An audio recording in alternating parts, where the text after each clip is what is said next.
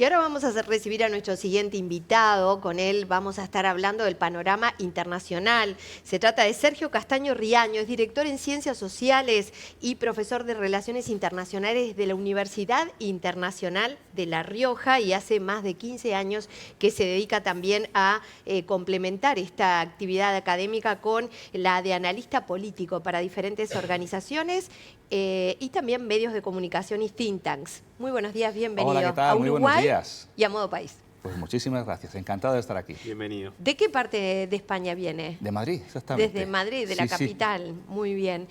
Vamos a tratar distintos temas, pero básicamente usted es alguien que se ha especializado en esto de tratar lo que significa el Islam, pero en particular últimamente ha estado trabajando mucho en lo que es la incursión hacia América Latina.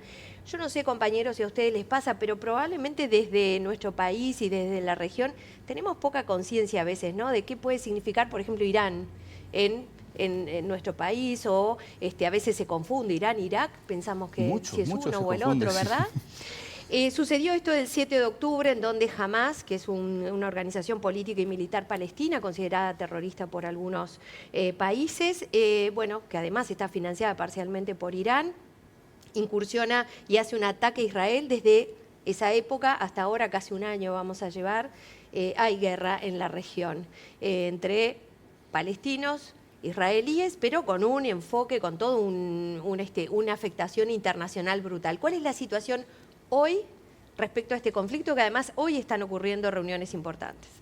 Pues muy buenos días, en primer lugar, encantado, gracias por la oportunidad de estar aquí. Me preguntabais por Irán, la implicación que tiene Irán en América Latina. Precisamente he estado unas semanas en Argentina, ahora estoy aquí en Uruguay, invitado por la Fundación Konrad Adenauer, donde tenemos además el miércoles una actividad en la que vamos a profundizar sobre estas cuestiones, el miércoles a las 6:30. Y sí, Irán es un actor internacional muy importante y con una relevancia clave en el conflicto palestino. El conflicto palestino tendríamos que remontarnos hasta tiempos muy remotos para entender el porqué, pero la implicación de Irán es clara desde el año 79, desde el triunfo de la revolución iraní con los ayatolás. Israel e Irán con el Shah de Persia tenían buenas relaciones, igual que el Shah de Persia tenía excelentes relaciones con Estados Unidos. Cuando triunfa la revolución, automáticamente Estados Unidos e Israel se convierten en los grandes enemigos, y esto ha hecho que Irán sea aliado incondicional de Hamás, cuando Hamás realmente no debería tener ningún vínculo con Irán, porque la interpretación del Irán, del Islam, la corriente islámica que predomina en Irán es la chií, cuando Hamás es una corriente islámica suní, que tradicionalmente han estado enfrentados. La guerra Irán-Irak vino por cuestiones territoriales también, pero entre otras cosas porque en Irán había un predominio de suníes que dominaban sobre los chiíes, y ahí estuvo la base del enfrentamiento. Hoy en día la situación está enquistada y avanzamos hacia una internacionalización del conflicto muy peligrosa, porque lo que fue un ataque puntual de Hamás, un ataque terrorista brutal contra la población israelí, encontró la respuesta directa de Israel. Esa respuesta se ha continuado y ha llevado a una implicación de Hezbollah, milicia libanesa, pero creada y financiada por Irán, de los hutíes de Yemen, otra organización chií muy vinculada con Irán, y el ataque directo que llevó a cabo Irán en el mes de abril contra Israel. Lo que pasa es que las baterías antimisiles israelíes repelieron todos los dispositivos que lanzó Irán y no tuvo el impacto que buscaban desde Teherán. También respondió Israel a Irán, pero con un ataque simplemente informativo, y ahora la amenaza está después de la muerte en Teherán del líder de Hamás, Ismail Haniyeh, hace tan solo unas semanas. Irán ha dicho que va a vengar ese ataque. El líder de Hamás, que realmente no es un alto cargo iraní, aunque ha muerto el presidente iraní, no sabemos muy bien, en extrañas circunstancias, después de un accidente de helicóptero, y también pues, podríamos irnos al asesinato de Soleimani hace unos años, por lo que Irán se ha tomado este asesinato del líder de Hamás en suelo iraní como un ataque contra sus intereses. Y estamos esperando cuál puede ser la respuesta de Irán contra Israel. ¿Tiene capacidad Irán ahora mismo para atacar a Israel? ¿Lo va a hacer a través de las milicias de Hezbollah, de Hamás, de los hutíes? Estamos en la expectativa, pero Israel está preparado e Irán sigue insistiendo en que va a vengar ese asesinato. Sergio, también lo que uno nota cuando analiza el discurso del gobierno de Irán, por un lado la parte antiestadounidense, que es de chapa prácticamente, y lo otro es esta idea de conformar como un orden mundial alternativo, ¿no? Ahora, ¿por qué les interesa particularmente a los iraníes ganar presencia en Sudamérica? Que es un poco de lo que hablas Claro, también acá. Sí. En el año 2005, cuando llega Mahmoud Ahmadinejad, gran amigo de Hugo Chávez, con el que se hacía fotos de forma continuada y salían en diferentes medios de comunicación, cuando gana las elecciones Ahmadinejad, desafía a la comunidad internacional. Irán ya había iniciado a desarrollar su programa nuclear y Ahmadinejad no solo dice que va a continuar con el programa nuclear, sino que no informa si ese programa nuclear va a ser desarrollado con fines energéticos o con fines armamentísticos. Empiezan a imponerse sanciones desde la Unión Europea, desde Estados Unidos, desde diferentes países a Irán, e Irán queda totalmente aislado. Hemos estado analizando cuál es la situación en Oriente Medio. Irán está enfrentado con gran parte de los vecinos de la región, por tanto ahí no podía encontrar aliados, no podía encontrar aliados en Europa, no tenía aliados en Norteamérica, ni en Estados Unidos, ni en Canadá. Rusia y China en aquel momento tampoco tenían la relevancia que han alcanzado en los últimos años, se les consideraba todavía potencias emergentes, y esos vínculos de Ahmadinejad con Chávez abren la puerta a Irán para ganar aliados en América Latina. A partir de ahí se suman prácticamente de forma inmediata Cuba, Nicaragua y Bolivia, que en aquel momento empieza a gobernar Evo Morales. Años más tarde, poco tiempo después, cuando llega Rafael Correa a Ecuador, pues también se suma a Ecuador. Y todo esto coincide con una corriente progresista en la que en muchos países, como fue el caso de Uruguay, con Tabaré Vázquez, posteriormente con Pepe Mujica, el kirchnerismo que empieza a gobernar en Argentina, Lula da Silva en Brasil, y se crea un contexto muy favorable para que Irán pueda ganar presencia. ¿Qué vínculo puede tener la izquierda latinoamericana con Irán? Porque si analizamos lo que es Irán, un sistema teocrático donde la religión tiene un peso, la religión musulmana de esa corriente chií tiene un peso determinante, ¿qué vinculación puede tener?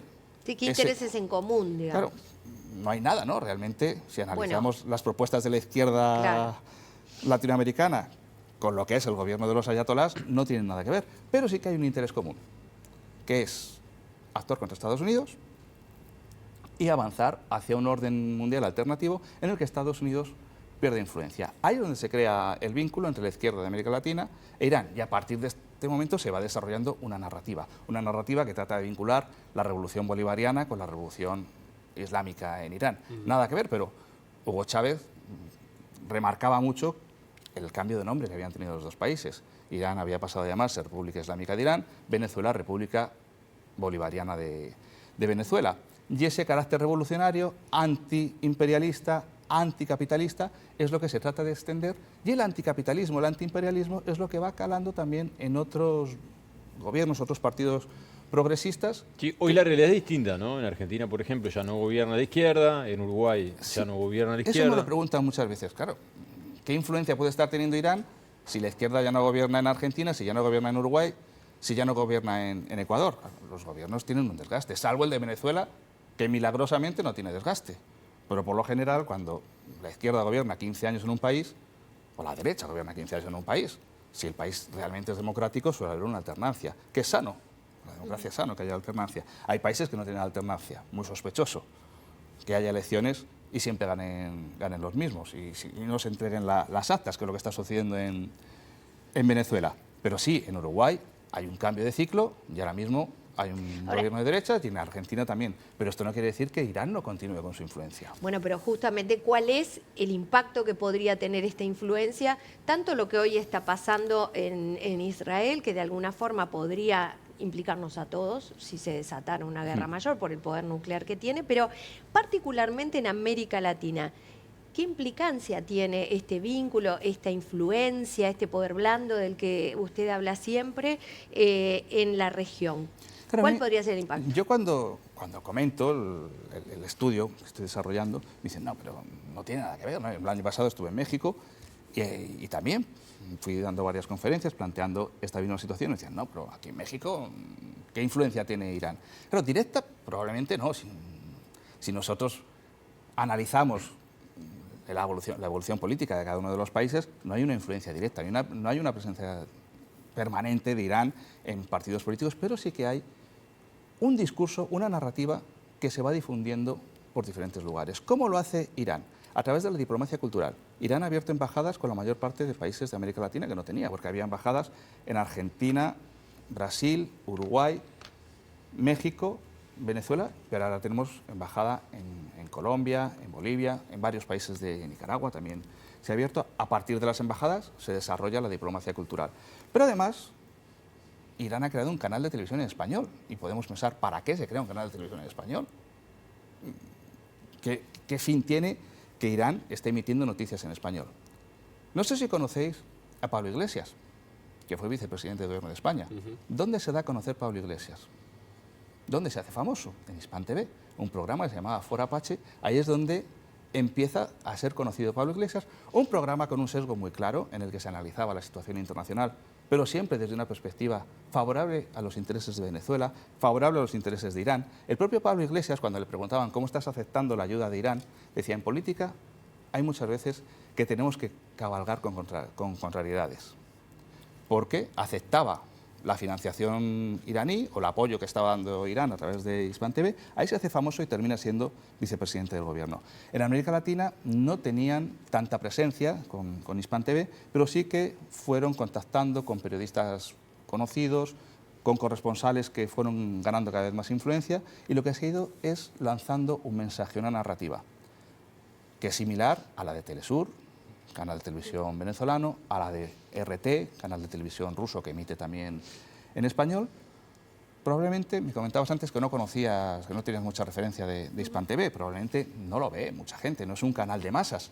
Pero ese mensaje luego se va difundiendo a través de Twitter, o ahora de X, a través de Instagram, a través de plataformas que hay en todos los países vinculadas con la izquierda más radical, que van repitiendo ese mensaje. ¿Y cuál es ese mensaje?